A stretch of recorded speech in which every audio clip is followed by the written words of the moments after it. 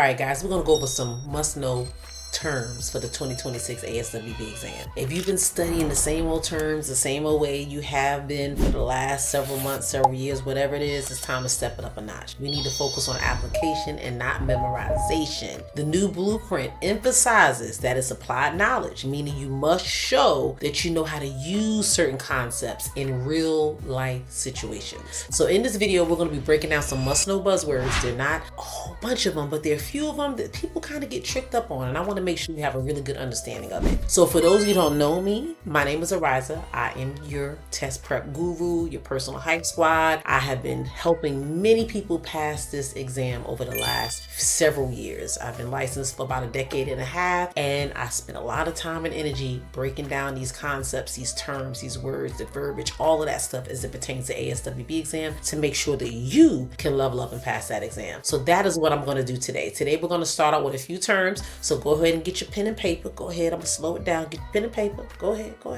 right, you got it? All right, let's roll. So my goal is to help you decode this test so you can feel more confident and prepared as you walk up in that exam, So we're going to be focusing on 3 areas. Moving forward, the exam changes don't take place until August, but it's going to be values and ethics, assessment and planning, intervention and practice. Those are the 3 areas. The biggest change is that ethics and professional judgment are now the highest priority. This exam is testing how you think, not just what you know. So the buzzwords that we're going to go over today are going to help you recognize what the question is really asking. Let's start out with some terms under the value and ethics section. Intersectionality, very common term. This is basically understanding how overlapping identities, race, gender, culture, social, economic status, all of that stuff shapes a person's experience. So if you're taking the exam, you want to look for the question that has multiple identity factors. That is the best answer, is showing how these different things help make up the whole person. All right, another term, dual relationships. You hear this term all the time. And when a social worker has more than one type of relationship with a client, that is called a dual relationship. So an exam tip, the safest answer always protects professional boundaries and avoids conflict of interest. So keep that in mind whenever you're dealing with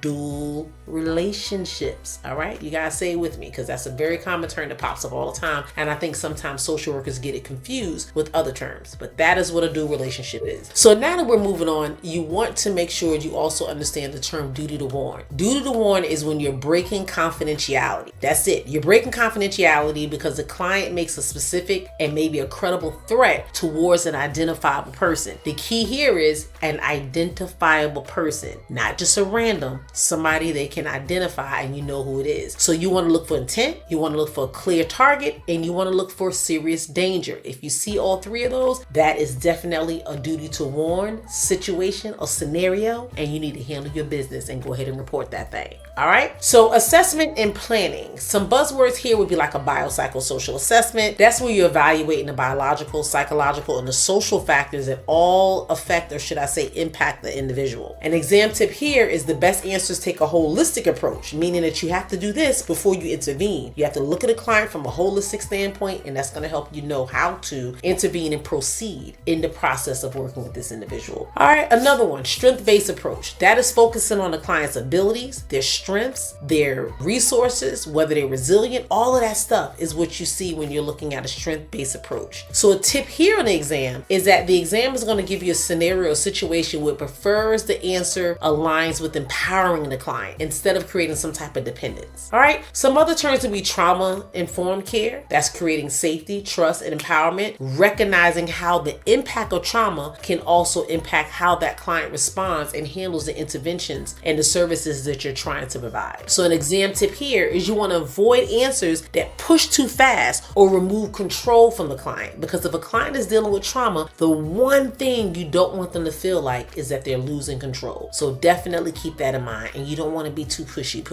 Harm reduction. This is reducing the risk of harmful behaviors even when the client's not ready to stop. So here's an example. You meet the client where they are and safety comes first. Let me give you a practice question. A client in substance use treatment says, "I'm not going to stop using, but I'm scared of overdosing." The best response you want to look for is something that's going to validate that fear and then discuss ways to increase their safety. This is a harm reduction question. You got it? Let me hear you say you got it. All right. And if you're home and you don't got it, slow the video down. Go back, take your notes, write it down. We went over a few terms. The terms that we're going over today are a little bit meaty, so you need to go back, write them down, and make sure you can understand it. So if someone says, what does intersectionality mean? You shouldn't have to pause and say, I don't know. You've heard the term, and we've also defined it in this video. So get your little handy dandy notebook or your little index cards or your sticky notes, and you wrote that term down and be able to explain it to somebody. Look at your child, look at your pet. I got my little fur babies over here. Explain it to them as if they were 5th graders, so you can break it down and they can comprehend it. That is what I want you to do when you hear a term and you know a thing. Take some time and go back and explain it to someone around you so you can see if you truly understand it and see if they can comprehend what you're trying to say. So this is a way that you're learning the information by teaching it to other people and just being able to break it down. That is a tool or tip that I suggest you do because it can really help you understand and comprehend the information that you're going over. The exam prioritizes keeping clients safe over forcing abstinence. So keep that in mind whenever you're dealing with that harm reduction. So what I want you to take away from this video, guys, is you gotta think like a social worker. I don't want you memorizing. I don't want you guessing. I want you applying the information that you have. I want you to learn these buzzwords that we talked about. Understand them. You want to see if you can really truly understand what these terms mean and if you can identify them if they presented themselves on the exam, and you will be able to differentiate whether that's the right answer versus another answer because you truly know these terms. If you want help mastering these concepts, I do got a cheat sheet for those that are in my YouTube channel subscription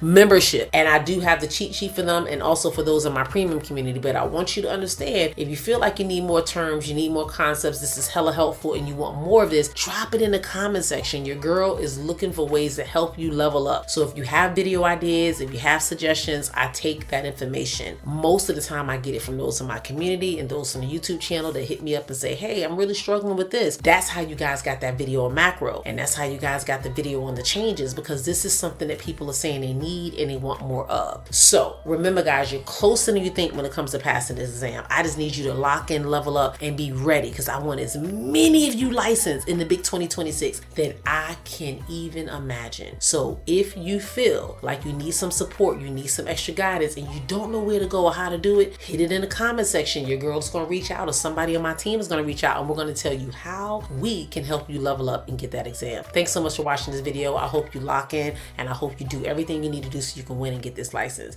Be blessed. See you in the next one.